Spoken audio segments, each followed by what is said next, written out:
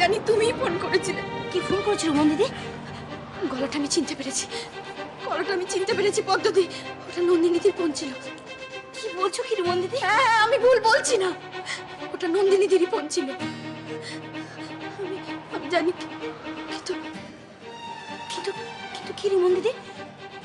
কিন্তু মিষ্টি দিদিটাকে। মিষ্টি দিদি? দিদি কষ্ট পেও না।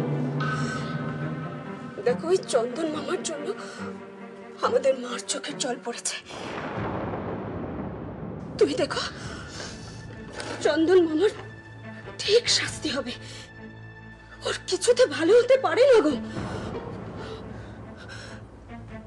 দাঁড়াও না, বড়বাবু কলকাতা থেকে ফেরুক, সব কটার কোমরে একটা একটা করে সব কটার কোমরে দড়ি পড়াবে। দেখো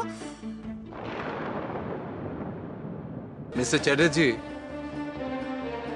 সায়নের সঙ্গে আমি আলাদা ঘরে আলাদাভাবে কথা বলতে চাই। নিশ্চয়ই, আপনি বাবার ঘরে সায়নকে নিয়ে বসুন, বাবা একটু বেরিয়েছে। ঠিক আছে। বুঝলেন ডাক্তারবাবু, আপনি যতই ডাক্তারি করুন, সায়নের বিয়েটা হয়ে গেলেই দেখবেন সায়ন একেবারে টাট্টু ঘোড়ার মতো টকবক করে দৌড়বে।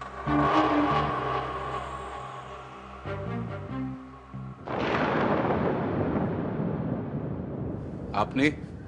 বড় বৌদির মা।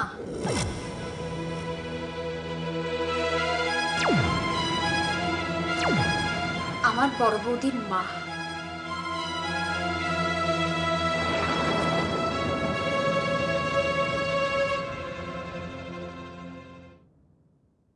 উনি খুব কাজের মহিলা, জানেন তো। আমার ছোটদা ভাই স্ত্রীর শ্রাদ্ধ, ছোটদা ভাইয়ের বিয়ে, সব দায়িত্ব উনি একাই নিয়ে নিয়েছেন।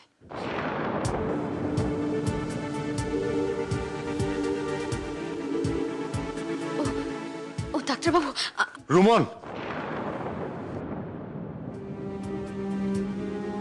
তুই ছোটদা ভাইকে নিয়ে আয়।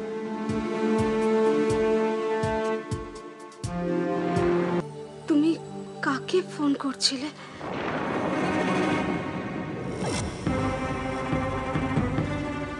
বলো না।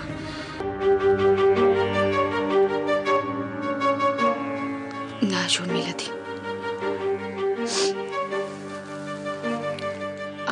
আমি কুন্তলদাকে ফোন করিনি।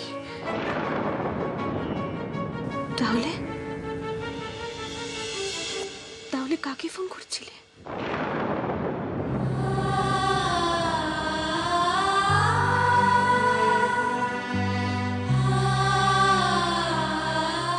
তোমরা চিনবে না,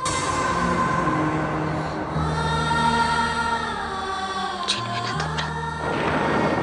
কিভাবে তার মৃত্যু হলো তোমার নিজের মুখে আমাকে বলো সায়ন, বলো, আমি শুনবো। বলো। আমি বলবো। একটা পাগলকে এসব জিজ্ঞেস করার দরকার কি শুনি? এসব প্রশ্নের উত্তর তো আমরাও দিতে পারি। পাগল? হ্যাঁ, আপনিও তো পাগল, আমিও পাগল, এই পৃথিবীতে সবাই পাগল।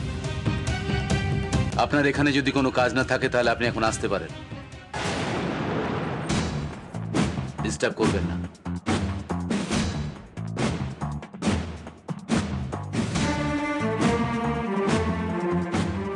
তুমি এসো প্লিজ। শোনো, একটু জল দিয়ে যেও।